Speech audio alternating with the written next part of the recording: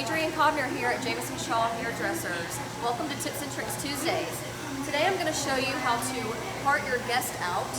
And today on Hero, I've already pre-cut her, so she came from a longer length and wanted to go more to a lob.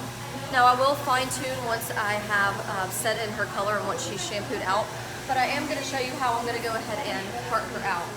So I'm just going to take my clip and I'm going to just look at her part that already exists and make sure that my crown area is not over parted, meaning I see this fall line going back, so what I don't want to do is create another part. So I'm going to take where it naturally separates and take my finger and part to the ear that way and just separate that back. So see how that's nice and clean? Again, you can see where her hair naturally wants to part. So again, I'm not wanting to over part because her hair is going to fall like that. So I'm going to take her natural part with my clip down to the ear again,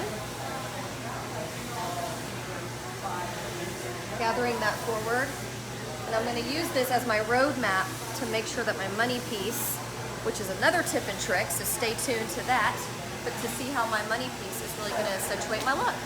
Thank you for tuning in to Tips and Tricks Tuesday.